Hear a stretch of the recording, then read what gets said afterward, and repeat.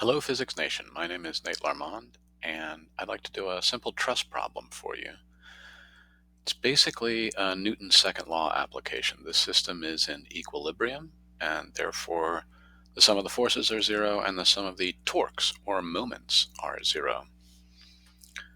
Where it starts out, however, is a bunch of right triangles. So we're given the geometry of the situation. Here is the original problem. So we're going to chop it into a bunch of little right triangles. Imagine a plumb line drawn here. This base is 3, and the height is 3. So if you're finding this angle, you can do tangent of theta equals opposite 3 divided by 3 adjacent. And likewise, this angle over here, angle DBA, you can find opposite over adjacent as 3, the height, but the adjacent now is 2.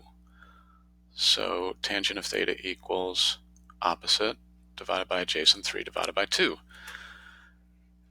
And then the sum of the interior angles of this triangle are 180. So that's how you sort of march around all of these angles and either do trig functions like tangent, Pythagorean theorem, to find all the missing lengths, and then component vectors, basically. So here's the stubborn mule, the last problem we did. And this is the technique. If you have the direction and the magnitude of the force, or velocity or displacement or electric field or whatever vector, you can find its mutually perpendicular components with just a little bit of trigonometry, SOHCAHTOA. Sine of theta equals opposite over hypotenuse, cosine of theta equals adjacent divided by hypotenuse, and tangent of theta equals opposite divided by adjacent. So these are the original vectors, magnitude 12 acting at 20 degrees, and then a magnitude of 25 acting at 60 degrees. There's the 12, 20 degrees above the horizontal. There's the 25, 60 degrees above the horizontal. And so here's adjacent divided by hypotenuse equals cosine of theta, except they've multiplied by the hypotenuse, 12. So hypotenuse cosine of theta tells you the x component, this guy, the horizontal component, and hypotenuse sine of theta tells you the vertical component. So here we go. Hypotenuse 12, sine of 20 degrees provides 4.1. So we've found the two components of these guys. You do the same for the other vector, the blue hypotenuse, and then you just add up the x's and add up the y's, and you do Pythagorean theorem and inverse tangent. So stubborn mule was the previous problem, and like I said, this is very similar, except many more joints. Basically, this is a combination of 1, 2, 3, 4, 5 forces. So it's a little more tricky than the stubborn mule, but same technique as the stubborn mule. Anyway, here's the trig I was describing. If you say opposite divided by adjacent here, you get 45 degrees. Inverse tangent of 3 divided by 3 is 45 degrees. Likewise, inverse tangent of 3 divided by 2 is 56.31 degrees. That's this angle right here, dBA. And the sum of these three guys, 1, 2, 3, are 180, so you can figure out 78.7 up here. And then because of symmetry, because it's symmetrical about this axis, basically, you can find all the other angles. But like I said, the loading is not symmetrical, so that's the sort of curveball. I think there's a big force on the left and a not so big force on the right. So we found the lengths just for fun. I don't know if we're going to do stress strain or buckling analysis. I don't know where this problem's going, but it's good to know the lengths. So there you go. Pythagorean theorem provides the lengths.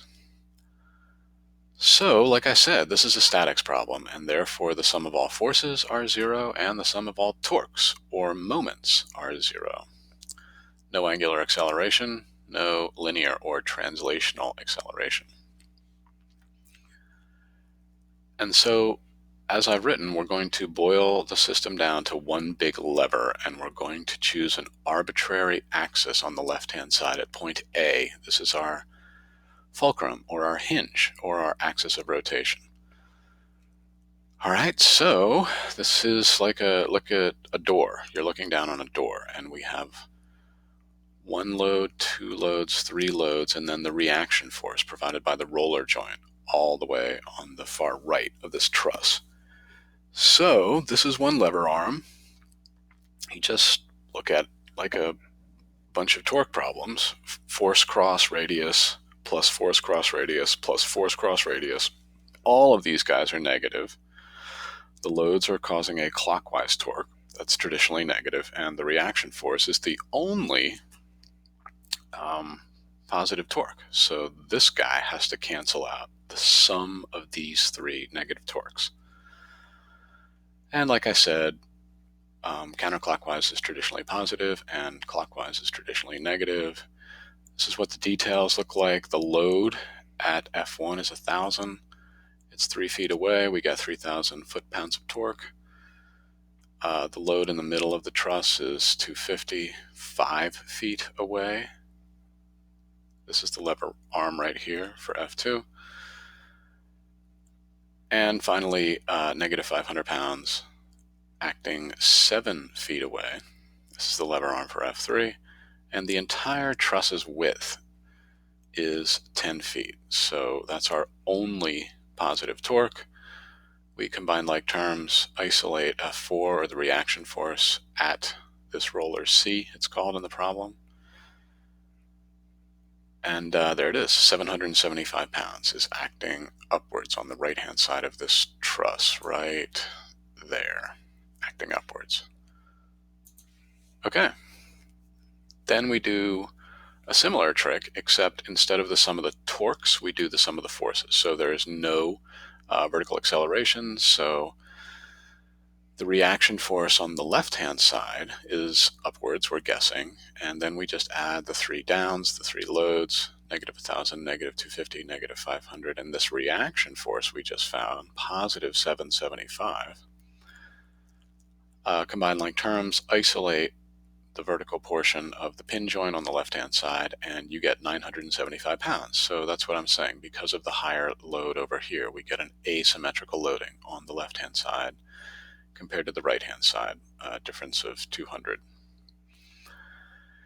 So this is the sort of tedious part of the problem. We apply the sum of the forces to be 0. That is, no acceleration means no net force, to every single joint. 1, 2, 3, 4, 5. We just march around and isolate each one of these pin joints. Well, this is one roller joint. And simply, draw a little free body diagram of the joint. At point C, we have the reaction force we just found. We're going to guess that force EC is compression. So there it is, 45 degrees. That's also 45 degrees below the horizontal. So we would just put in negative 45 degrees for this guy. And then we're going to guess that force BC is under tension. Because this guy has a positive x component, we can sort of use intuition to say, oh, well, then this guy needs to be pulling in the negative x direction. Anyway, so here we go. Sum of the forces equals 0. We have positive 775 plus the only other vertical force, this downwards vertical force provided by this member right here, EC. So hypotenuse sine of theta. Like I said, you can do negative 45 or 315 degrees. Looks like I did the positive angle version of this guy. So here's the positive axis, and then you just sweep around. Okay, 775 equals hypotenuse multiplied by that ratio, 0.707. And there you go. The negative signs cancel out. And we assumed this to be the correct direction. It is under compression. 1,096 pounds of compression. I'll leave the rest to you. If you get stuck, you can just sort of look over my work here. I do it in the x direction, I find this force, it is symmetrical. 775 pounds is the tension this guy is under. And then we go up to the top of the truss. Let me see, joint E is right here. So we have a downwards vertical force. This compression force would be pushing up and to the left, so into the second quadrant. I forget which direction this is going. I got this wrong the first time, and I think this guy's under compression, so I think he's pushing to the right, but I sort of forget the answers I got, and I got them wrong. I substituted in the wrong angle here, so I apologize for the sloppiness on the right-hand side. Anyway, this is really 56.3 degrees below the horizontal, so you have to take 180 and add 56.3 degrees. That's 236.3 degrees. So, like I said, I'm just going to let you grind through the rest of the math. If you want, you can check out my solutions. I did make many, many mistakes. This is wrong. I did fix it eventually. But it just goes on and on and on. So then we move on to joint B. I also messed this up because I forgot about the horizontal member right here. So that's wrong, and then I did it again. It looks like I got the direction wrong for force dB.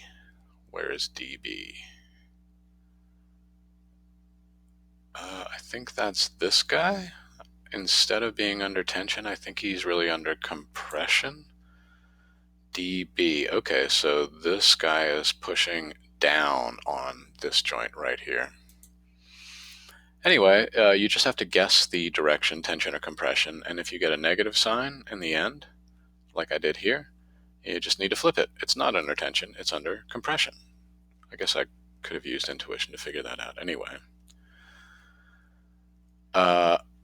this is what compression looks like. I got it again wrong up here. I don't know why I keep guessing this is under tension. Anyway, it's really pushing into the fourth quadrant.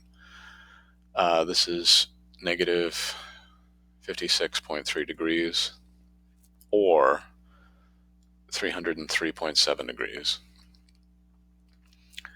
Anyway, here are these 5 vectors I previously described. This plus this plus this plus this plus this equals 0. Looks like I started in horizontal direction. And there you go. 975 is AB, this tension right here. And that's the last force. The far left-hand side only has 2 horizontal forces, this guy that we just found, and the horizontal component of AD. So there you go. See you in the next video.